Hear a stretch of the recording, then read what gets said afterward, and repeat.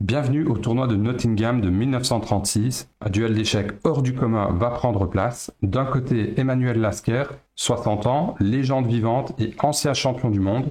De l'autre, Samuel Reshevsky, 25 ans à peine, étoile montante des échecs.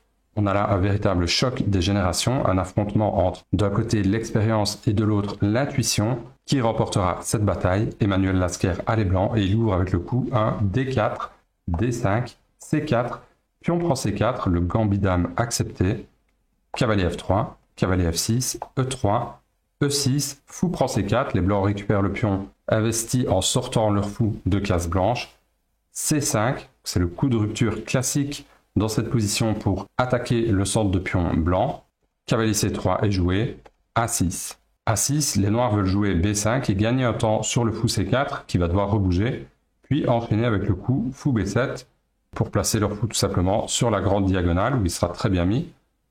Petit roc, B5 comme prévu, fou D3, et Reshevsky ne joue pas immédiatement fou B7, il décide de d'abord capturer le pion en D4, et après pion prend D4, les blancs ont ouvert la diagonale de leur fou de case noire, mais en contrepartie, ils jouent avec un pion isolé sur la case D4. Fou B7, fou G5, fou E7, dame E2, donc la dame libère la case D1 pour placer une tour sur la colonne D. La tour va être sur la même colonne que la dame noire ici et va soutenir l'avancée du pion, en tout cas va soutenir le pion en D4, le pion isolé. Petit roc, tour à D1, cavalier BD7, cavalier E5. Reshevsky joue cavalier D5 dans cette position. Emmanuel Lasquer aurait probablement dû échanger les fous de case noire. C'est le coup classique, on va dire, même si cela fait plutôt l'affaire des noirs d'échanger des pièces vu leur manque d'espace. En général, quand vous manquez d'espace, on suggère d'échanger un maximum de pièces. Et on peut regarder ce qui se serait passé après fou prend E7. Les noirs joueraient dame prend E7 et vous voyez qu'ils menacent de jouer cavalier F4, d'échanger en fait, de supprimer le fou, le bon fou de case blanche des blancs. C'est pourquoi les blancs sont presque obligés de prendre ce cavalier en D5. Et après fou prend D5, il semble que les noirs aient déjà égalisé dans cette position. Les noirs menacent de jouer fou prend A2, le pion ici en A2 n'est pas défendu. Les noirs menacent de jouer cavalier prend E5, suivi de tour F ou tour A D8, pour simplement mettre la pression ici sur le pion isolé hors D4. Donc ils ont un jeu facile dans cette position, ils ont égalisé, ils ont au moins égalisé. C'est pourquoi Lasquer va choisir de replier son fou G5, il va jouer fou C1, et là ça va vraiment être le début des problèmes. C'est un coup un peu bizarre de revenir comme ça avec le fou. Reshevsky joue cavalier prend C3, pion prend C3, vous voyez maintenant que les blancs ont un pion arriéré sur la case C3, cavalier F6, A4 pour essayer d'attaquer le pion en B5, et là, dame D5 menace tout simplement mat en G2. Les blancs doivent trouver une solution pour protéger. Ils auraient pu jouer F4, mais Lasquer décide de replier son cavalier sur la case F3. Reshevsky enchaîne avec tour FC8, qui vient appuyer sur le pion arriéré en C3. Fou B2, un coup passif pour protéger le pion. Vous voyez que le fou est vraiment enfermé derrière la chaîne de pions noirs. Et cavalier E4 attaque une deuxième fois le pion en C3. Lasquer doit évaluer l'échange en E4. Fou prend E4, de prime abord, n'a pas l'air très bon puisque les blancs abandonneraient leur bon fou de case blanche sans réelle compensation. On peut néanmoins regarder ce qui se passerait après fou prend E4, dame prend E4, qui force plus ou moins l'échange des dames en E4.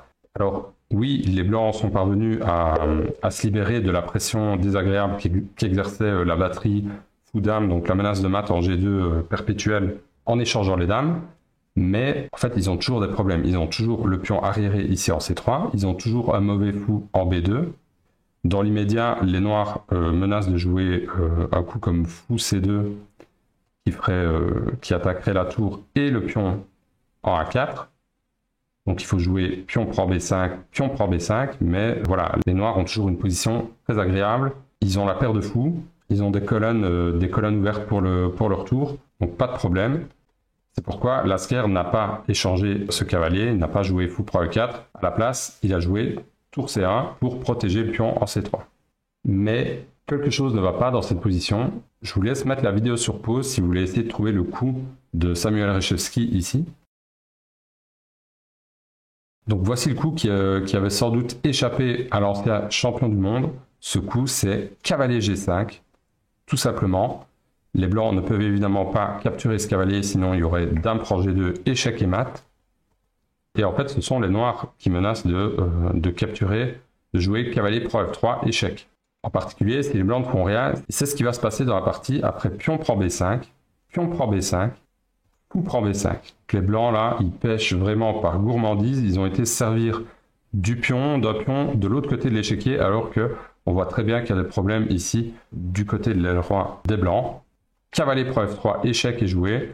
Vous ne pouvez pas jouer dame prend F3, puisque la dame défend le fou B5. Hein. Si vous jouez dame prend F3, il y a dame prend B5. La dame ici protège le fou hors B7, donc les noirs ont tout simplement gagné une pièce. En plus de ça, ils attaquent le fou B2, ils attaquent la dame, donc c'est vraiment la catastrophe pour les blancs ici.